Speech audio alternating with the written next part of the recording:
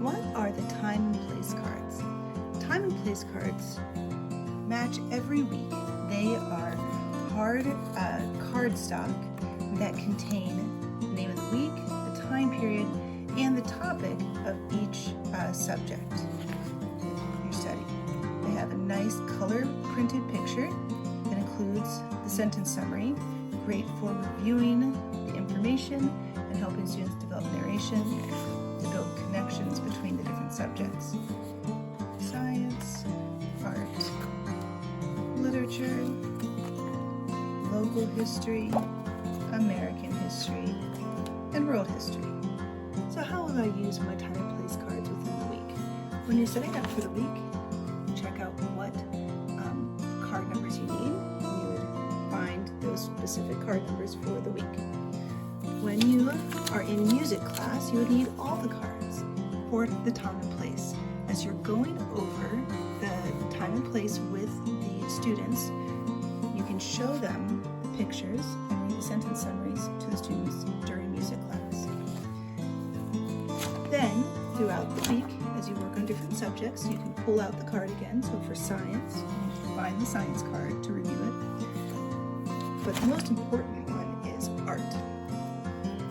Use the nicely colored print picture on the art card for students to observe and study the piece of art for that week. So I will often set this on the table, set a timer, put the music on from the composer as students observe the artwork from the time and place card.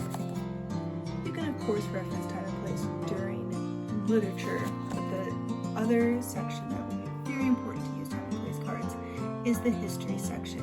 So we're going over local, American, and world history, and you might be filling out a book of centuries.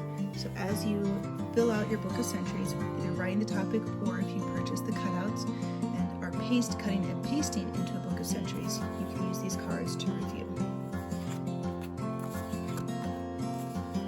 as you go through for the week. I then usually hang up my time and place cards around my dining room using the string and clothespin method. I take them down during Christmas, and then we hang up Christmas cards here in the winter, or during the Christmas season, and then in winter, when I am not doing my Feast of Ideas class, I hang up their artwork here. But once we're back into the Feast of Ideas, I do it in the fall and the spring, I hang up the time and place cards, which make a nice visual connection around the room. In music class, when I am doing time and place, here's the worksheet I'm using. I show them the pictures from my time and place cards. The students cut them out. As we go over them, for example, I show them the science card.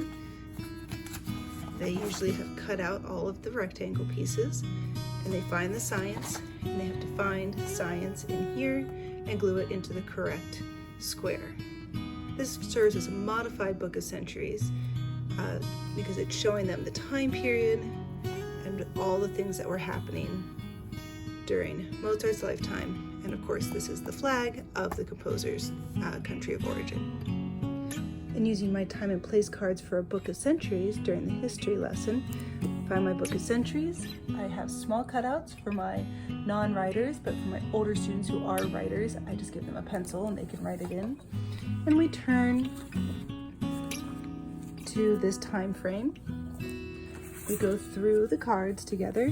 Wolfgang was born in 1756, so they would cut out this picture and paste it into the board, or onto the paper. And we would keep going. Cuvier, 1769, and we would put him in here as well. So cut him out and paste him as well.